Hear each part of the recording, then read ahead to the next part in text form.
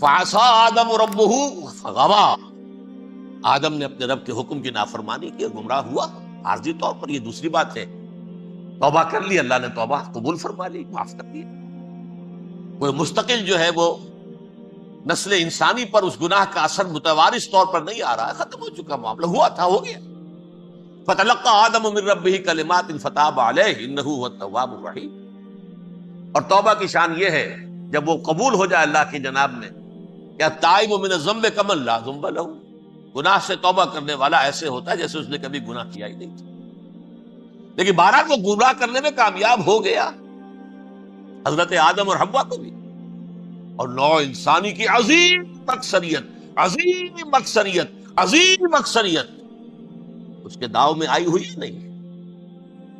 کتنے ہیں وہ عباد اللہ المخلصین، الا عبادک منہم المخلصین، کتنے جو واقعتاً خالصتاً اللہ کے بندے بن گئے، جنہیں اللہ نے اپنا بنا لیا، اپنا قرار دے دیا۔ اب اس کے ساتھ نوٹ کیجئے، اس ابلیس کے ساتھ ایک فوج بھی ہے، جسے قرآن مجید میں کہا گیا ہے کہ یہ اس کی پارٹی ہے، حزب الشیطان، یہ اکیلا نہیں ہے۔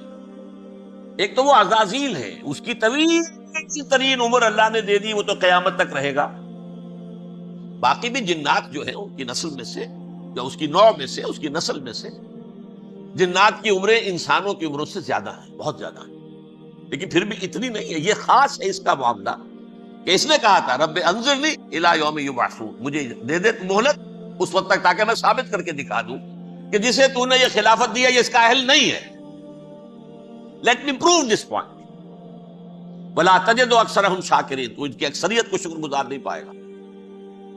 وہ ابلیس جو ہے وہ ریکروٹ کرتا ہے اپنے فوجی، اول تو خود جنات میں سے، جو اس کے نمبر 1 لشکری ہے۔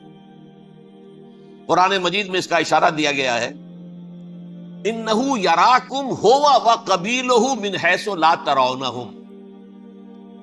دیکھو لوگو، اے انسانوں، وہ ابلیس لعین عزازیل اور جو اس کے قبیلے کے لوگ ہیں، جنات ہیں، وہ تمہیں وہاں سے دیکھتے ہیں اور تاکتے ہیں اور حملہ کرتے ہیں جہاں سے تم انہیں نہیں دیکھتے۔ وہ غیر مرئی ہے، انویزیبل ہے، تمہیں نظر نہیں آتے۔ ویزیبل دشمن کا وار تو روک لو گے، انویزیبل کا کیسے روکو گے؟ انہو یراکم ہوا وقبیلہ، اکیلا ہی نہیں ہے وہ تو تمہیں تاکتا ہے، تم پر حملہ کرتا ہے، گھات میں لگ کر جو ہے تمہارے اوپر حملہ کرتا ہے، وہ بھی، اور اس کے ساتھ اس کے قبیلے کے لوگ جنات بھی، من حیث لا ترونہم، جہاں سے کہ تم انہیں نہیں دیکھتے۔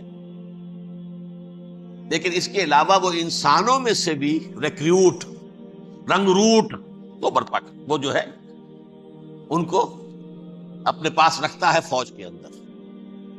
جس کی سب سے بڑی مثال کیا ہے؟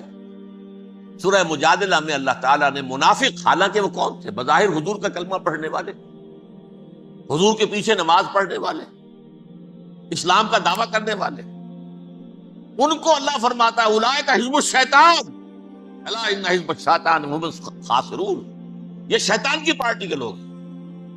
وہاں مقابلے میں آیا ہے اولئک حزب اللہ الا ان حزب اللہ هم المفلحون۔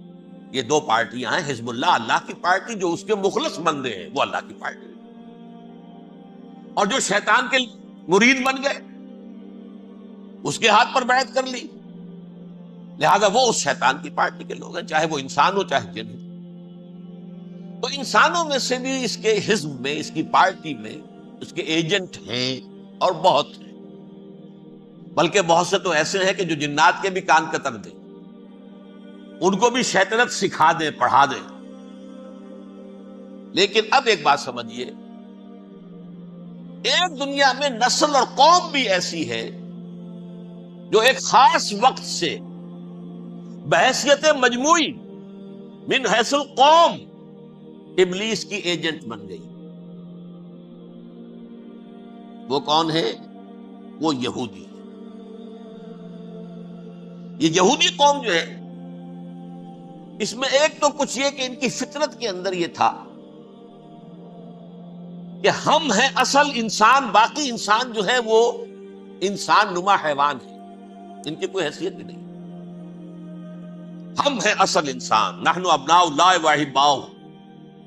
باقی یہ جینٹائلز، یہ گوئمز، غیر یہودی، یہ تو حیوانات ہیں۔ اب جیسے کہ انسانوں کو حق ہے کہ حیوانوں کو ایکسپلائٹ کریں، استعمال کریں۔ گھوڑے کو آپ تانگے میں باندھتے ہیں کہ نہیں؟ اس کی پسینے کی اور محنت کی کمائی ہے جو کھاتا ہے تانگا چلانے والا۔ البتہ یہ ضرور ہے کہ چونکہ اگلے روز پھر جوتنا ہے تو کچھ نہ کچھ تو اسے بھی کھلائے گا نا، اپنی کمائی میں سے کچھ دانے کھلائے گا، کچھ اور گھاس دے گا۔ یا بیل کو جوتنا ہے ہل میں، کچھ نہ کچھ اس کو دیتا ہوگا کھانے، لیکن پھر اسے استعمال کرنا۔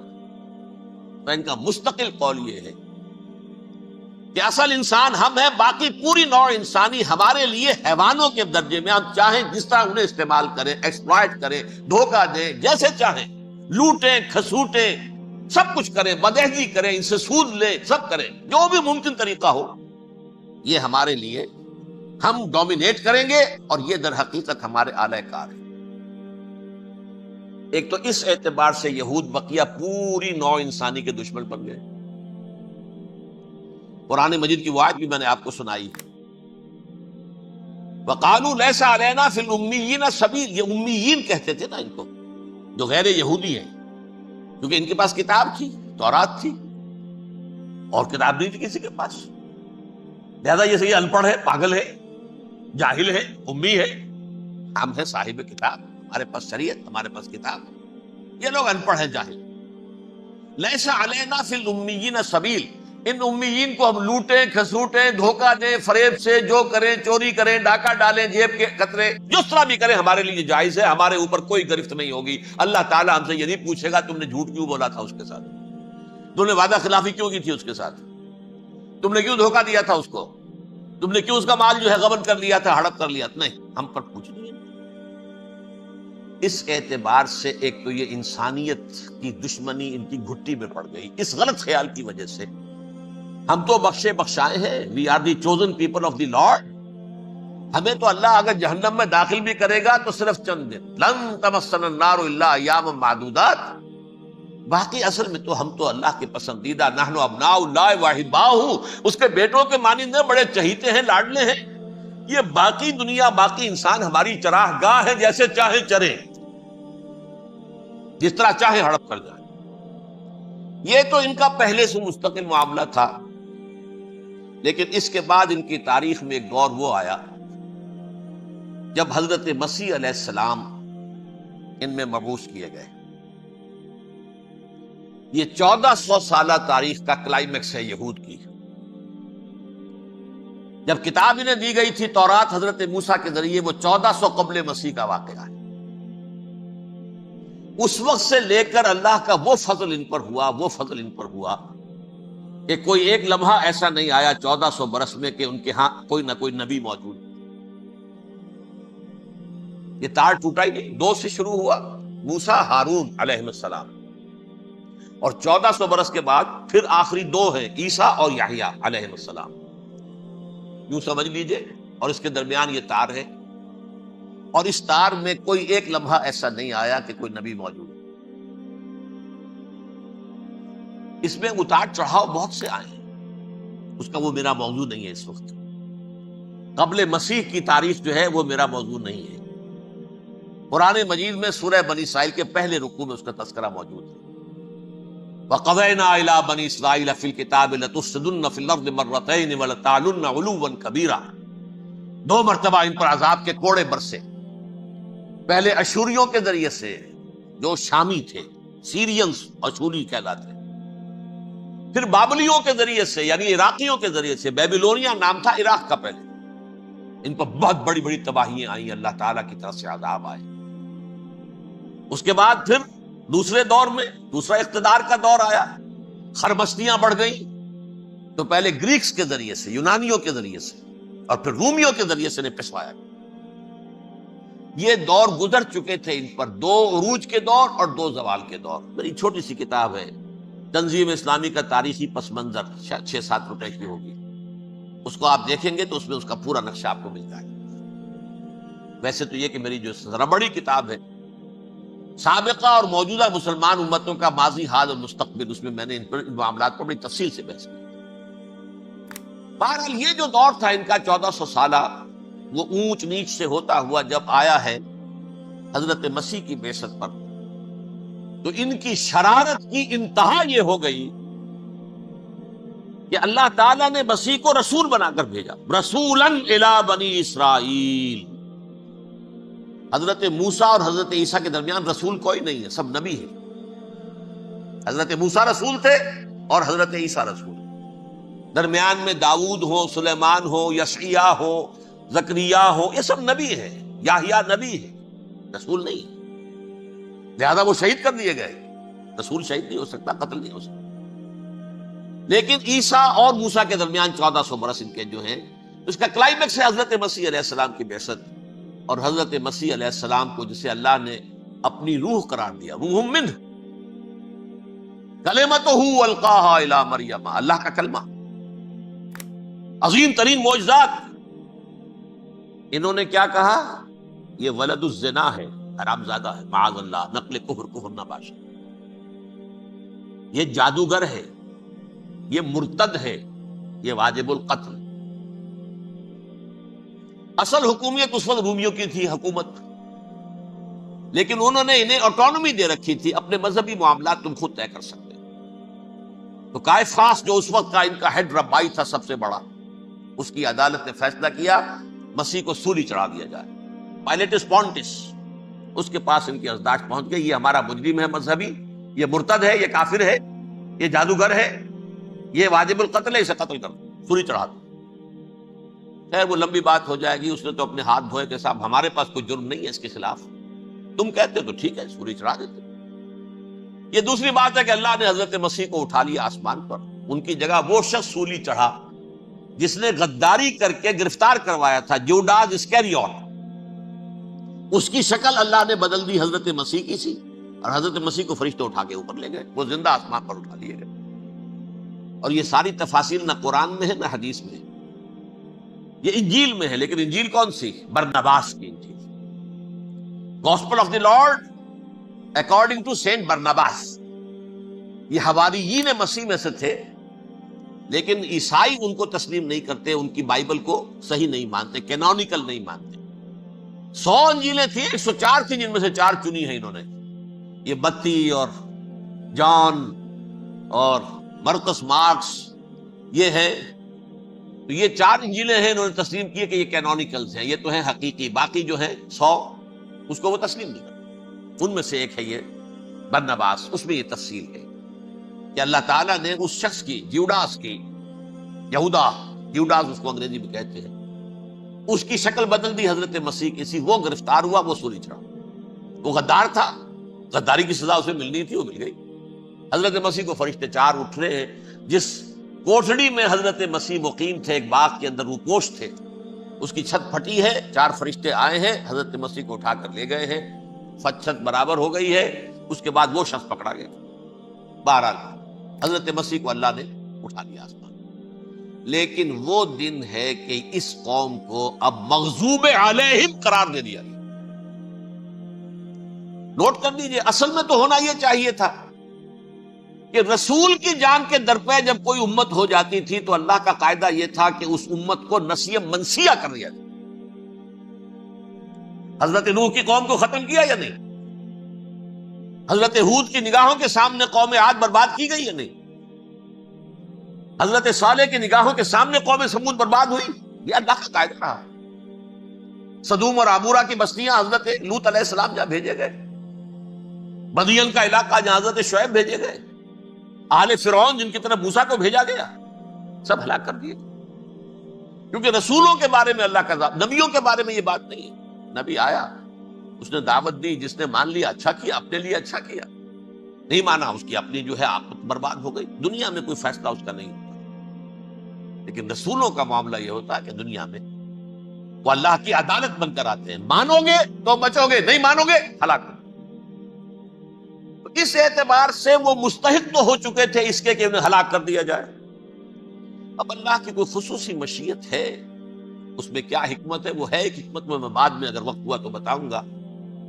فیصلہ یہ کیا اللہ نے کہ حضرت مسیح کو تو اٹھا لیا زندہ، اور ان کی رسی ابھی مزید دراز کر دی، کہ ان کو ابھی مہلت دے دی کہ تمہیں آخری استیصال، جس کو عذاب اکبر کہتا ہے قرآن، سورہ سجدہ جو حضور ہر جمعے کی پہلی رکعت میں فجر میں پڑھتے تھے، وَلَنُذِيقَنَّهُم مِّنَ الْعَذَابِ الْأَدْنَىٰ دُونَ الْعَذَابِ الْأَكْبَرِ لَعَلَّهُمْ يَرْجِعُونَ، چھوٹے چھوٹے عذاب اور ایک بڑا عذاب، جبکہ قوم بالکل برباد، نسیم منسیہ، کأن لم یغنوا فیہا، ایسے ہو جائیں جیسے کوئی تھے ہی نہیں آبادیاں، لا یرا الا مساکنہم، اب ان کے مسکن نظر آتے ہیں، مکین نظر نہیں آتے۔ یہ عذاب اکبر جو ہے وہ ان پر نہیں آیا، حالانکہ وہ مستحق ہو گئے تھے اسی وقت۔ اس کو یوں سمجھیے کہ کسی شخص کو پھانسی کا حکم تو ہو جائے، ایگزیکیوشن نہیں ہوتا ہے، کئی سال گزر جاتے ہیں پڑے ہوئے، اور معاملات جو ہیں وہ چلتے رہتے ہیں۔ یہ معاملہ ہوا اس کے ساتھ، ورنہ یہ مستحق ہو چکے تھے آخری بربادی تباہی کے، عذاب استیصال، جڑ سے کاٹ دینے والا عذاب، وہ آ سکتا تھا ان پر اسی وقت، لیکن اللہ نے ان کی مہلت دراز کی۔ لیکن اس کے بعد اللہ نے ان کو ایک اور موقع دیا، 600 برس بعد حضرت مسیح کے، محمد الرسول اللہ صلی اللہ علیہ وسلم کے بعثت، اور یہ میں سمجھتا ہوں کہ اس قوم پر اللہ کا اتنا بڑا فضل تھا، اتنا بڑا فضل تھا، اتنا بڑا فضل تھا۔ اب پھر ایک موقع دیا، عَسَىٰ رَبُّكُمْ أَن يَرْحَمَكُمْ وَإِنْ عُدتُّمْ عُدْنَا، دیکھو اب بھی تمہیں ہم ایک موقع دے رہے ہیں، تمہارا رب تمہارے اوپر اب بھی فضل کرنے کو تیار ہے، رحم فرمانے کو تیار ہے۔ ان ھذا القرآن یہدی للتی ہی اقوم، اس قرآن کے سائے میں آ جاؤ، یہ شاہدرا ہے ہدایت میں آنے کا، اس میں داخل ہو جاؤ، محمد کی تصدیق کرو صلی اللہ علیہ وسلم، دامن محمدی میں آ جاؤ، اب بھی ہم تمہارے گناہ بخش دیں۔ لیکن نہیں، اس قوم نے حضرت محمد صلی اللہ علیہ وسلم کی دشمنی کی کمر کس لی، اور اب یوں سمجھیے اس تاریخ سے لے کر آج تک یہ گٹھ جوڑ ہے۔ ظاہر بات ہے کہ ابلیس کا بھی اصل دشمن اب کون ہے، یا ہدف کون ہے، ٹارگٹ کون ہے؟ جنہوں نے محمد کو نہیں مانا صلی اللہ، وہ تو ہے ہی جہنمی، ان پر کوئی اور محنت کرنے کی ضرورت کیا ہے؟ سمجھ رہے میری بات؟ حضور کی بعثت کے بعد جنہیں حضور کو رد کر دیا، ان پر ایمان نہیں لائے، وہ کون ہے؟ کافر، وہ جہنمی ہے ہی ہے، لہذا اس کے اوپر کوئی محنت صرف کرنے کی ابلیس کو ضرورت نہیں۔ اس کا اصل ٹارگٹ امت محمد ہے صلی اللہ علیہ وسلم۔ وہ ساری نوع انسانی کی دشمنی اب آ کر مرکوز ہو گئی ہے امت محمد صلی اللہ علیہ وسلم کی دشمنی، اور اسی طرح یہود کا معاملہ، اگرچہ ویسے پوری نوع انسانی کے دشمن ہیں، انہیں حیوان سمجھتے، ان کی جان مال اپنے لیے مباح سمجھتے ہیں، جس طرح چاہیں لوٹے کھسوٹے کھائیں پیے ہی نہیں، لیکن اب ان کی بھی دشمنی کا سب سے بڑا مرکز امت محمد۔ کیوں؟ وہی تکبر اور حسد، وہی بیماری۔ انہیں تکبر یہ ہو گیا تھا کہ 2000 سال سے یہ نبوت ہماری میراث، ہماری جاگیر، بنو اسرائیل کے اندر سینکڑوں نبی آئے، 3 کتابیں اللہ نے ہمیں عطا کی، یہ کہاں سے آ گیا محمد صلی اللہ علیہ وسلم؟ معاذ اللہ ثم معاذ، یہ امیین میں سے، یہ جنٹائلز میں سے، یہ گوئنز میں سے، یہ حقیر انتے، کہاں ہم کہاں یہ نہیں تسلیم کریں گے۔ حالانکہ قرآن کہتا ہے یعرفونہ کما یعرفون ابناہم، ان کے علماء ایسے پہچانتے تھے حضور کو جیسے اپنے بیٹوں کو پہچانتے ہیں کہ یہ آخری نبی ہے، لیکن تکبر اور حسد کی آگ میں جل اٹھے۔ اب ان کے بھی دشمنی کس سے ہے؟ محمد اور امت محمد صلی اللہ علیہ وسلم۔ یہ گٹھ جوڑ ہے۔ اب دیکھیے، یہ ہے میری گفتگو کا اب تک کی گفتگو کا حاصل، یہ گٹھ جوڑ، ایک غیر مرئی دنیا، انویزیبل دنیا کا ابلیس لعین اور جنات میں سے اس کے لشکری فوج، انسانوں میں سے ویسے تو اور بھی بہت جگہ اس کے ایجنٹ ہیں، مسلمانوں میں بھی ہے، لیکن بحیثیت قوم، بحیثیت مجموعی، ایک پوری قوم، ایک پوری نسل جو ہے اس کے ساتھ گٹھ جوڑ ہے۔ ان دونوں کی گٹھ جوڑی کے ساتھ یہ دشمن دون ہیں انسانیت کے، پہلا دشمن ابلیس لعین، عزازیل لعین، اور دوسرے دشمن یہود ملعون۔ اب میں آپ کو ذرا اس جو انسانوں میں سے انسان دشمنی کا جن کا سب سے بڑا رول ہے، میں ان کی 2000 سالہ تاریخ کا آپ کے سامنے نقشہ رکھنا چاہتا ہوں۔ ان 1400 سال کا تو میں نے صرف 4 آپ کو پوائنٹس بتائے۔ موسیٰ سے عیسیٰ تک 1400 برس علیہ الصلوۃ والسلام، 2 مرتبہ عروج، 2 مرتبہ زوال، اشیریوں کے ہاتھوں پٹوائی، بابلیوں کے ہاتھوں پٹانا، گریکس کے ہاتھوں مرمت، رومنس کے ہاتھوں مرمت۔ یہ جو 2000 سال ہے، کیونکہ اب تو ظاہر بات ہے 21ویں صدی شروع ہو گئی، 20 صدیاں حضرت مسیح کو پوری ہو گئی۔ پہلی بات نوٹ کیجئے، حضرت مسیح کی پیدائش ہے سن 1 قبل مسیح۔ یہ نقطہ آپ نے کبھی سنا ہے یا نہیں؟ جب ملینیم کا سلسلہ شروع ہوا تھا پچھلے سال، تو میں نے بیان کر دیا تھا کہ ایک عجیب حساب کے اندر انہوں نے غلطی کی ہوئی ہے۔ حضرت مسیح کی پیدائش ہوئی 25 دسمبر کو، سن انہوں نے شروع کر دیا، تو اس کے بعد جنوری آئی تو پہلا سال شروع ہو گیا۔ اگر جنوری سے پہلا سال شروع ہوا تو یہ 6 دن جو ہے تو اس کے پچھلے سال میں تھے، لہذا کہا جائے گا کہ Jesus Christ was born 1 year before Christ، BC۔ تو 1 قبل مسیح میں حضرت مسیح کی پیدائش ہوئی۔ یہ آخری اسرائیلی نبی اور رسول۔ یہودی علماء کی مخالفت، دشمنی، سولی پر چڑھوا دینا میں بیان کر چکا ہوں۔ سن 33 عیسوی میں، جبکہ حضرت مسیح کی عمر 33 برس تھی، اللہ تعالیٰ نے انہیں زندہ آسمان پر اٹھا لیا، لیکن یہودیوں نے اپنے خیال کے مطابق انہیں سولی پر چڑھوا دیا، ان کی موت واقع۔ اگرچہ اس کے بعد یہ اختلاف ہے ان میں، یہودی کہتے ہیں وہ سولی پر چڑھ گیا، ختم ہوا، مر گیا۔ عیسائی کہتے ہیں نہیں، انتقال ہوا ہے مسیح کا صلیب پر، لیکن پھر وہ دوبارہ زندہ ہو گئے ہیں۔ ان کی لاش ایک غار میں رکھ دی گئی تھی، وہاں ریزریکشن ہو گیا، ان کا باعث بعد الموت وہی ہو گیا، اور پھر انہیں اللہ نے زندہ آسمان پر اٹھا دیا۔ تو ہمارے اور عیسائیوں کے درمیان نوٹ کر لیجئے، یہ چیز مشترک ہے کہ حضرت مسیح آسمان پر زندہ اٹھائے گئے۔ فرق کیا ہے؟ وہ سمجھتے ہیں کہ سولی دیے گئے، سولی پر مرے، پھر زندہ ہوئے، پھر گئے۔ ہم سمجھتے ہیں کہ نہیں، وما صلبوہ وما قتلوہ، انہوں نے نہ صلیب دے سکے انہیں اور نہ انہیں قتل کر سکے، بل رفع اللہ الیہ، اللہ نے اٹھا لیا۔ پھر ہمارا اور یہ اس کا عیسائیوں کا ایک اور اتفاق ہے، سیکنڈ کمنگ آف جیسس، حضرت مسیح دوبارہ آئیں گے۔ یہ عیسائیوں کا بھی عقیدہ ہے اور ہمارا بھی۔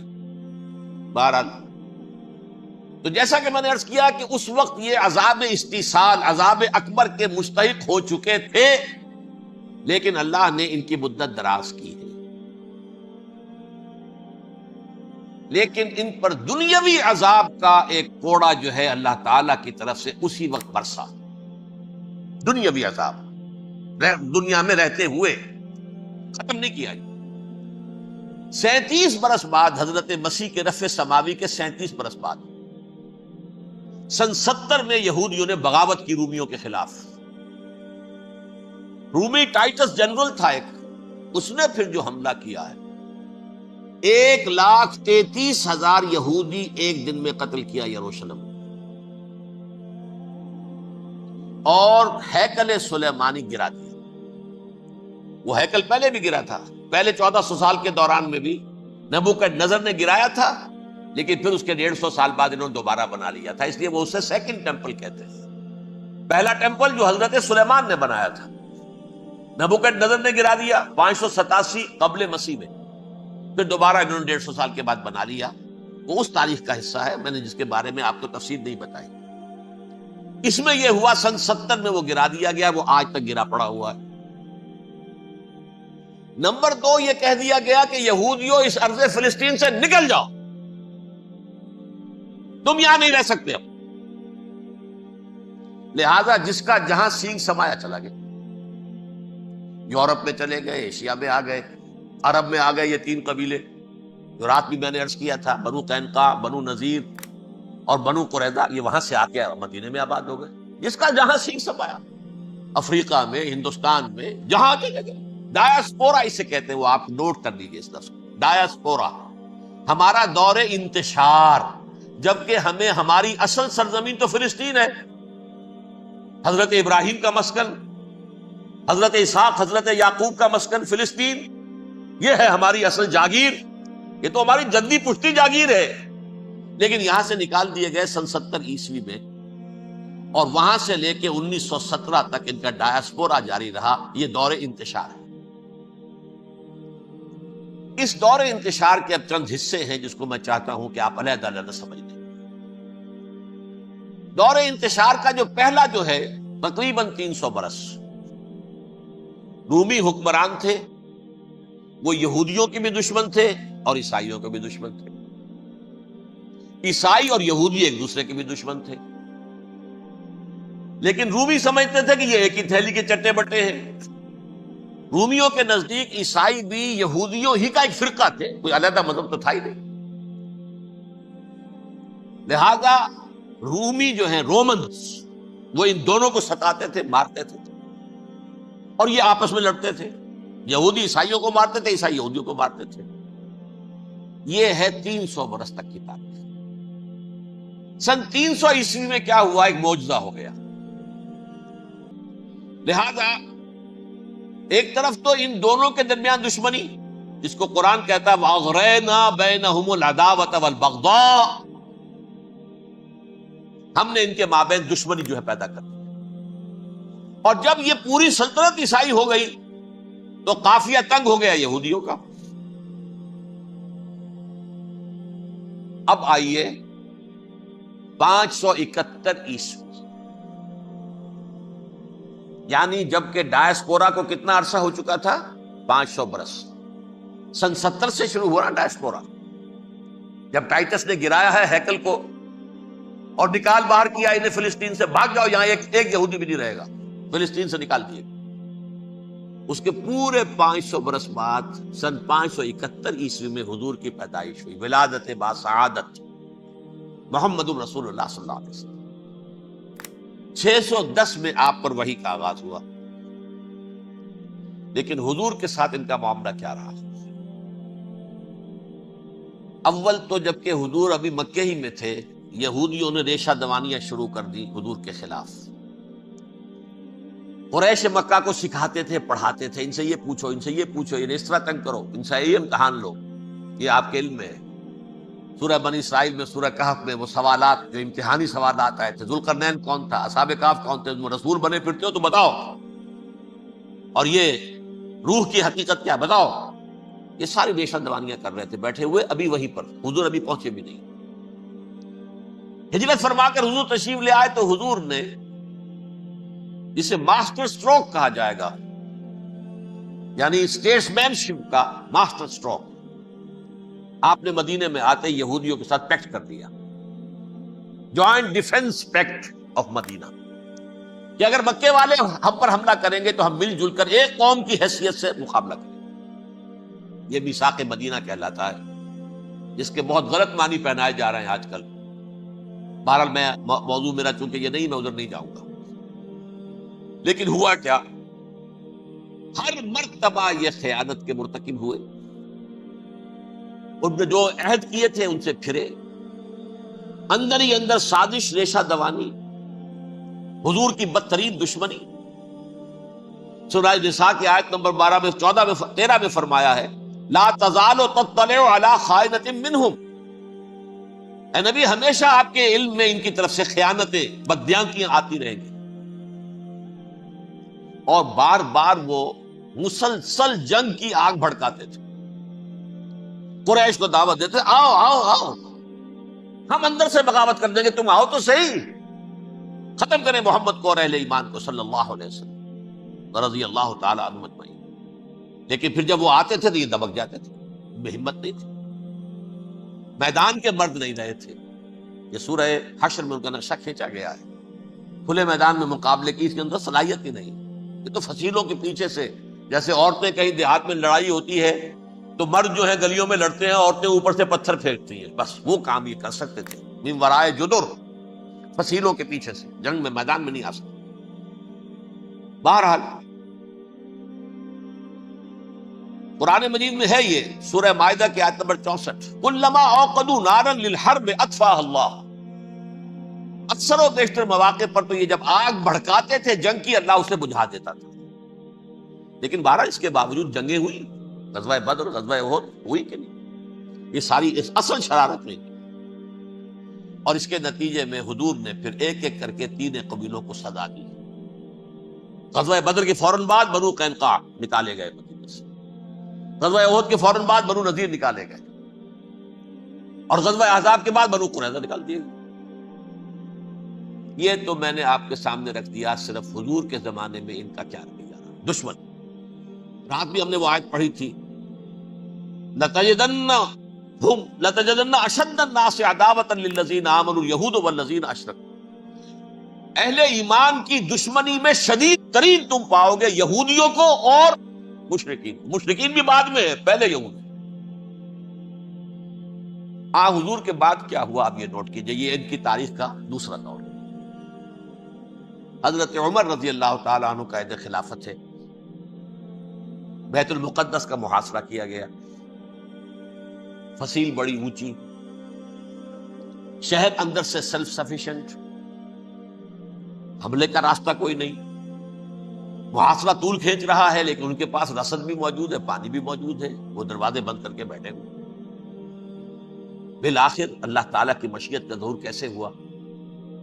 ان کے کچھ علماء آئے فصیل پر، کہا دیکھو مسلمانوں، تم قیامت تک بھی یہاں پڑے رہو گے محاصرہ کر کے، ہمارا یہ شہر فتح نہیں ہو.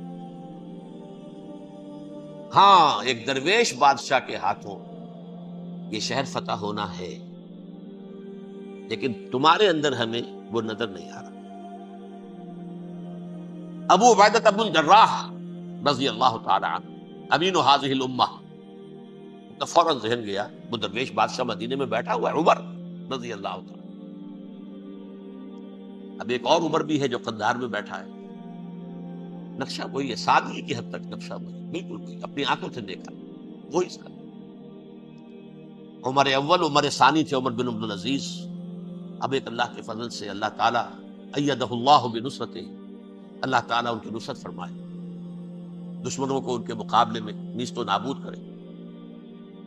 انہوں نے ریکویسٹ بھیج دی کہ حضور تشریف لائیے، یہ شہر فتح ہو جائے گا.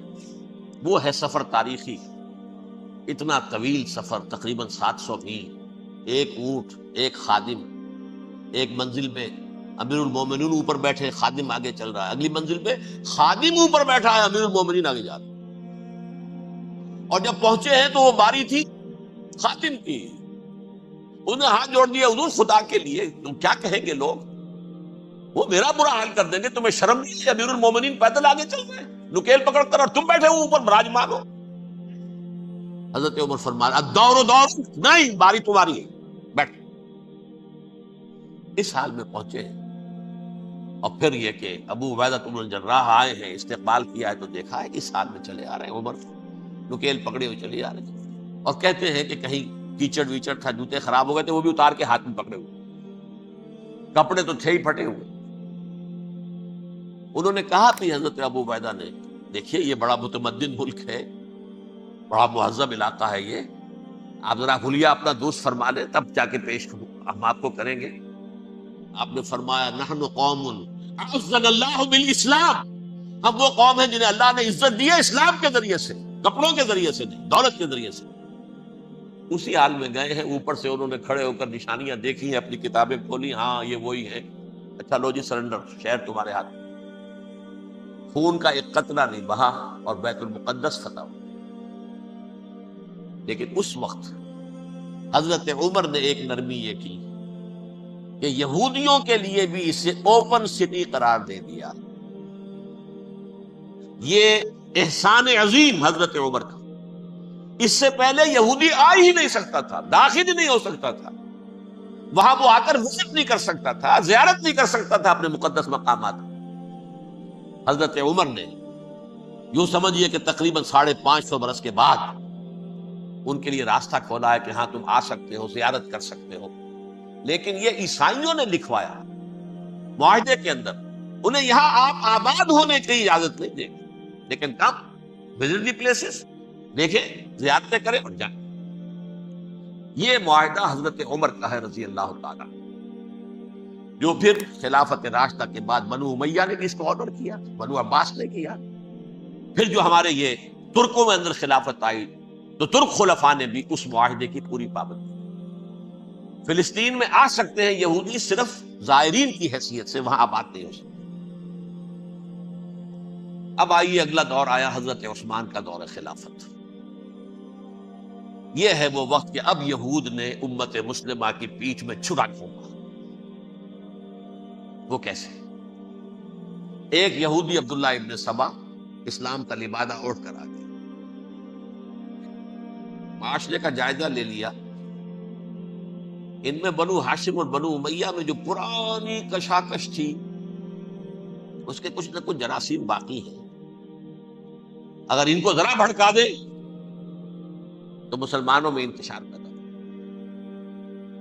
کہا یہ عثمان کون ہے؟ یہ تو بنو امیہ میں سے ہے، یہ حق تو بنو ہاشم کا ہے، خلافت ان کے پاس ہونی چاہیے، محمد کے تو رشتہ دار وہ ہے صلی اللہ علیہ وسلم. عوام الناس کے اندر بات پھیلنی شروع ہوئی. پھر ایک بڑی سازش کے انداز میں حضرت عثمان کے خلاف پروپیگنڈا، حضرت عثمان کے جو عاملین تھے، گورنر تھے، ان کے خلاف پروپیگنڈا. اور ایسی ہوشیاری کرتے تھے کہ کوفے میں کوفے کے حاکم کے خلاف کچھ نہیں کہنا.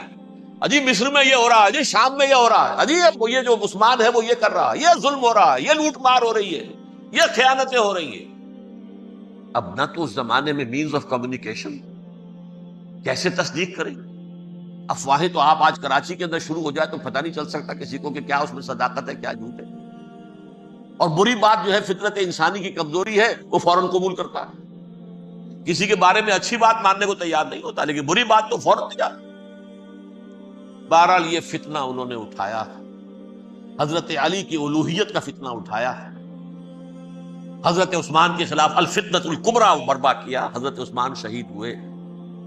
اس کے بعد 5 برس تک مسلمان ایک دوسرے کی گردنیں کاٹتے رہے، باہمی خانہ جنگی ہوئی.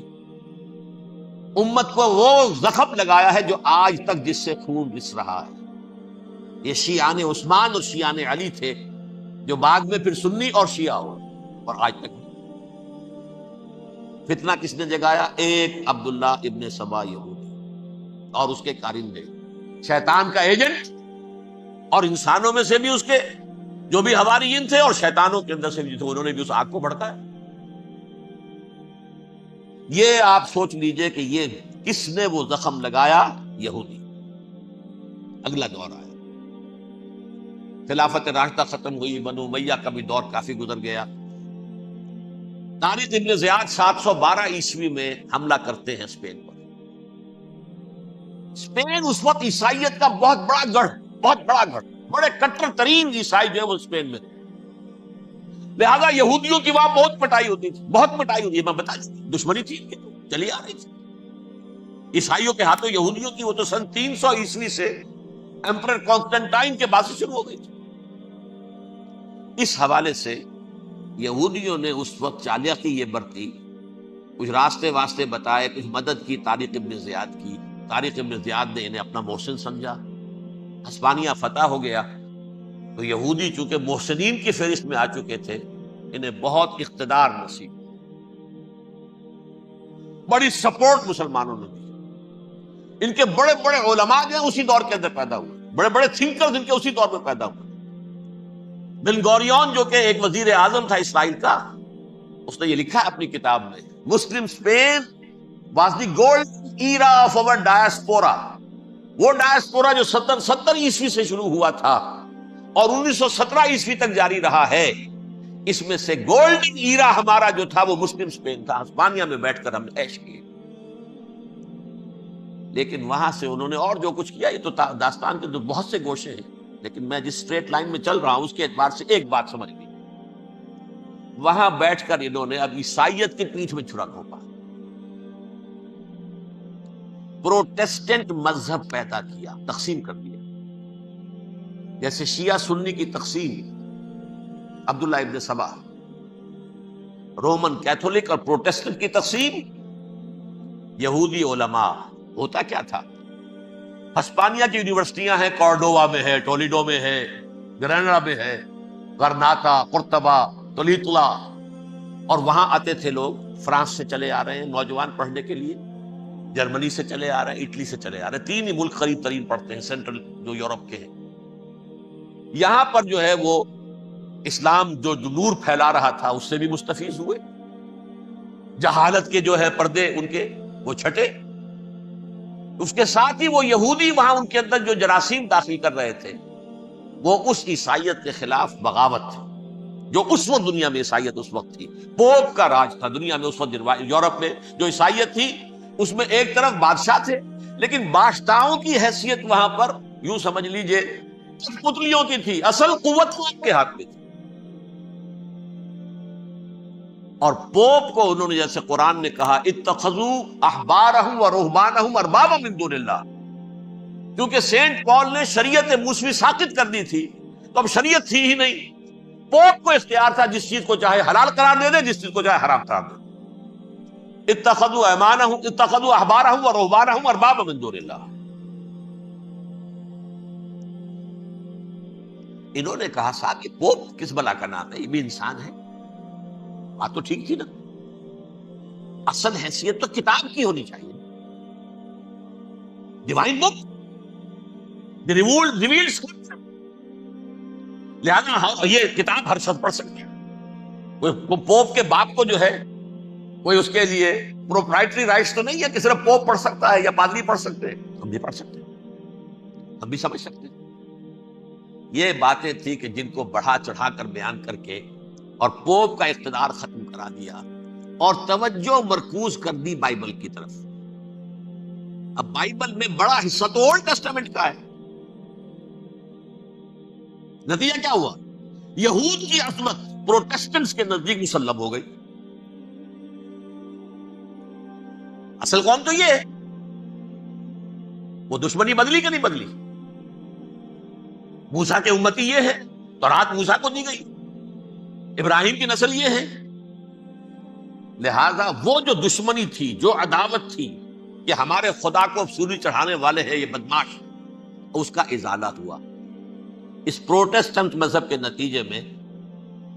یہ میں اب آپ کو بتاتا ہوں کہ ایک نتیجہ وہ نکلا ہے جسے برٹرنڈ رسل نے بیان کیا ہے،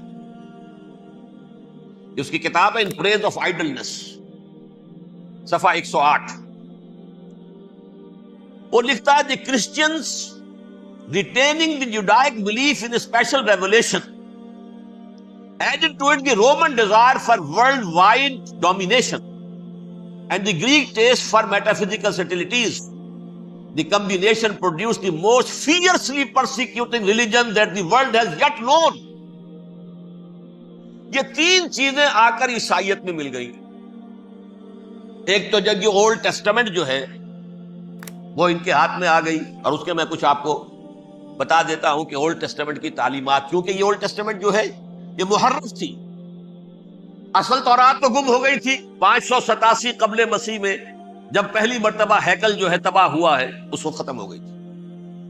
اس کے کوئی 150 سال کے بعد انہوں نے یادداشتوں سے مرتب کر کے لکھی ہے۔ اب اس میں ان کے اپنے خیالات، اپنے امانی، اپنی توجیحات وہ شامل ہو گئی۔ لہذا میں آپ کو حوالے دیتا ہوں اس کتاب کے اندر مظالم کی جو تعلیم دی گئی ہے۔ اہل کتاب نے اپنے مظالم قتل عام کے جواز کے لیے تورات میں تبدیلیاں کی اور پیغمبروں پر دہشت ناکی اور بدترین حرام کاری کے الزامات لگائے۔ سنیے، پہلا حوالہ ہے یہ گنتی باب 31 آیات 17-18۔ اس لیے ان بچوں میں جتنے لڑکے ہیں سب کو مار ڈالو، اور جتنی عورتیں مرد کا منہ دیکھ چکی ہیں ان کو بھی قتل کر ڈالو، لیکن ان لڑکیوں کو جو مرد سے واقف نہیں اور اچھوتی ہیں اپنے لیے زندہ رکھو۔ یہ کسی اللہ کی کتاب کا یہ جملہ ہو سکتا ہے؟ کسی ریویل بک کا؟ اور سنیے، یہ ہے استثناء ڈیٹرانومی باب 20 آیت 16-18۔ پر ان قوموں کے شہروں میں جن کو خداوند تیرا خدا میراث کے طور پر تجھ کو دیتا ہے، کسی ذی نفس کو جیتا نہ بچا رکھنا، جیسا خداوند تیرے خدا نے تجھ کو حکم دیا بالکل درست کر دے، مرد، عورتیں، بچے، بوڑھے سب کرنا۔ یہ کتاب مقدس ہے. اور سنیے سیموئیل باب 27 آیت نمبر 9. اور داؤد نے اس سرزمین کو تباہ کر ڈالا اور عورت مرد کسی کو جیتا نہ چھوڑا. نمبر 4 ان سب آباد شہروں کو ماں عورتوں اور بچوں کے بالکل نابود کر ڈالا. کتاب استثناء باب 3 آیت 6.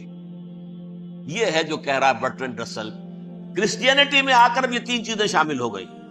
ایک تو یہ باربیرین یہ تعلیم جو ہے، اور یہ مذہب کے نام پہ تعلیم، یہ کتاب مقدس کی تعلیم. نمبر 2 رومنز کے اندر جو ایک تمنا تھی ورلڈ ڈومینیشن کی، وہ عیسائیت کے اندر آ گئی. اس لیے کہ پوری رومن امپائر جو ہے عیسائی ہو گئی. اسے وراثت کے اندر ورلڈ ڈومینیشن کی جو ایک تمنا تھی وہ مل گئی. اور پھر یہ کہ انہوں نے جو توہمات تھے یونانیوں کے، ان کو بھی اپنے ہاں مختلف شکلوں کے اندر جمع کر لیا. ان 3 چیزوں کا the combination produced the most fiercely persecuting religion that the world has yet known. اس کے نتیجے میں دنیا میں تاریخ انسانیت کے اندر جو بدترین خوخار ترین مذہب ہو سکتا ہے، وہ شکل عیسائیت نے اختیار کی. اور اس کا مظہر عتم کیا تھا؟ نوٹ کیجیے، صلیبی جنگیں. ایک بات ٹائم ٹیبل کے اعتبار سے نوٹ کر لیجئے گا. فرسٹ ملینیم ختم ہوا، سیکنڈ شروع ہوا. ان کے 1000 سال ختم ہوئے تو 11ویں صدی میں سیکنڈ ملینیم شروع ہوا، تو پہلی صلیبی جنگیں ہوئی. لاکھوں مسلمان قتل ہوئے. صرف یروشلم کے اندر اتنا خون بہایا کہ خود ان کے ہسٹورینز لکھتے ہیں کہ جب ان صلیبیوں نے جب گھوڑوں کے ساتھ وہ چل رہے تھے گلیوں میں، تو ان کے گھوڑوں کے گھٹنوں تک خون کی ندی بہ رہی. جہاں سے گزرے ختم کرتے چلے گئے، آبادیاں کی آبادیاں ختم. اگرچہ اس کروسیڈ میں گیہوں کے ساتھ گھن بھی پسا، یہودی بھی بہت مارے. یہ فرانس سے، جرمنی سے جب یہ کروسیڈرز آ رہے تھے، 3000 میل کا سفر طے کر کے آئے تھے. سوچئے تو صحیح. اربن ثانی پوپ جو تھا، آگ لگا دی تھی اس نے پورے یورپ کے اندر. شرم سے ڈوب مرو، تمہارے مقدس علاقے مسلمانوں کے ہاتھ میں. انفیڈلز، یہ کافر، یہ مرتد، یہ ملحد. مسیح جہاں پیدا ہوا، مسیح کو جہاں سولی دی گئی، وہ کہاں ہے؟ ان کے ہاتھ میں. وہ آگ لگائی ہے. 3000 میل کا فاصلہ طے کر کے یہ قوم آئی ہے. جو تباہی مچائی گئی تاریخ انسانی میں، ایسی بربریت کی کوئی مثال. اور یہ ان کے اپنے ہسٹورینز لکھتے ہیں. شرم کے بارے ایسے محسوس ہوتا ہے جیسے ان کی گردنیں جھکی جا رہی ہوں. لکھتے ہیں. اب آگے چلیے. یہ جو بغاوت ہوئی پوپ کے خلاف، اس میں نوٹ کیجئے تاریخی اعتبار سے سب سے پہلے بغاوت کرنے والا ملک انگلستان تھا. اس نے اپنا چرچ علیحدہ بنایا، چرچ آف انگلینڈ. تو پوپ سے رشتہ منقطع. The first Protestant kingdom in Europe was England. اسی سے رشتہ جوڑی west, white Anglo Saxon Protestants. ان میں اولیت کا شرف کسے حاصل ہے؟ برطانیہ شریف کو. یہاں پر انہوں نے اب ایک بہت بڑا جو کارنامہ کیا، پوپ کی گرفت کم ہوئی یورپ پر سے، پروٹیسٹنٹ مذہب کا فروغ ہوا، تو انہوں نے سود کی اجازت حاصل کی. جب تک پوپ کی حکومت تھی سود حرام تھا. نو ٹرانزیکشن، نہ انٹرسٹ نہ یوزری، کچھ بھی نہیں. پروٹیسٹنٹس کے ذریعے سے سود کی اجازت حاصل کر دی. اس کے بعد بڑے بڑے بینک بنا کر بیٹھ گئے. House of Rothschilds, house of گولڈ سمتھس.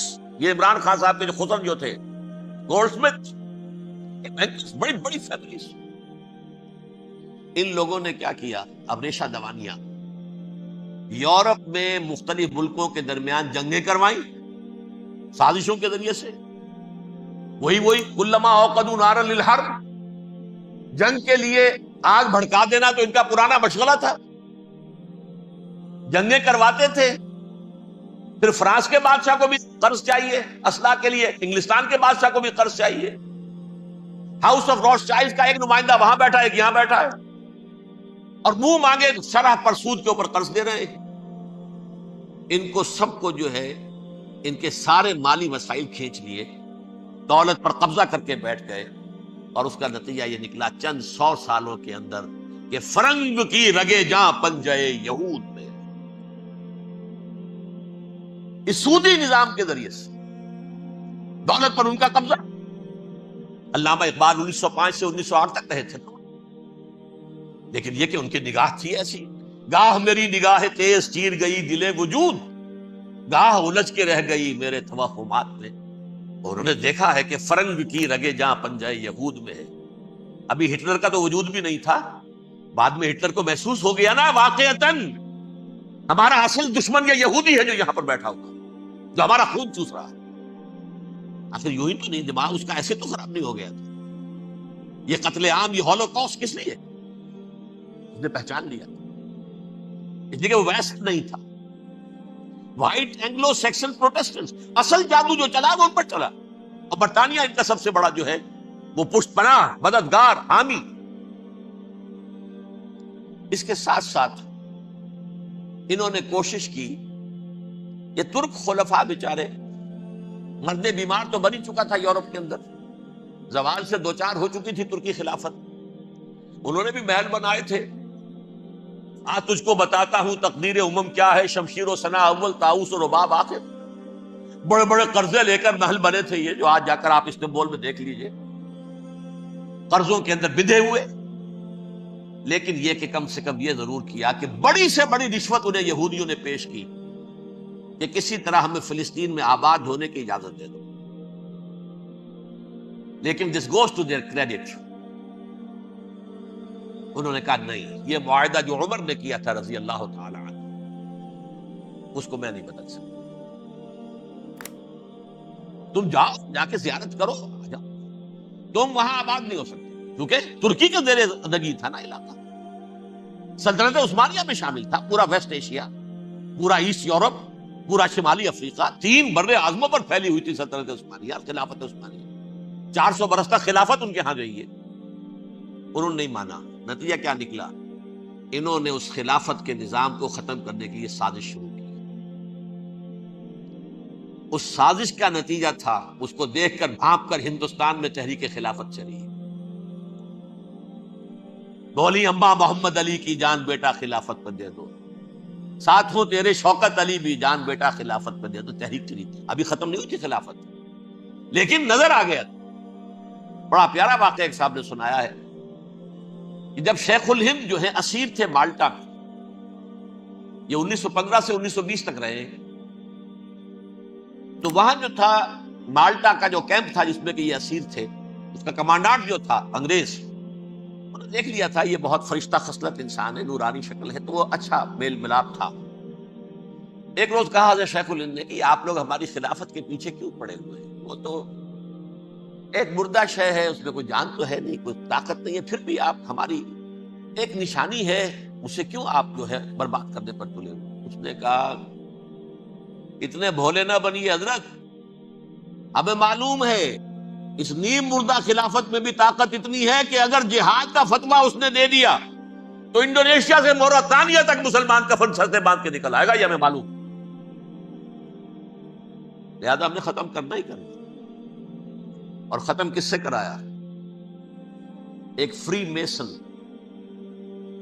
مصطفیٰ کمال پاشا، چاک کر دی ترک ناداں نے خلافت کی قبا، سادگی اپنوں کی دیکھ۔ اور السلام علیکم ورحمۃ اللہ وبرکاتہ۔ ہمارے اس چینل ڈیپتھ آف اسلام کو سبسکرائب کریں، آپ کا شکریہ۔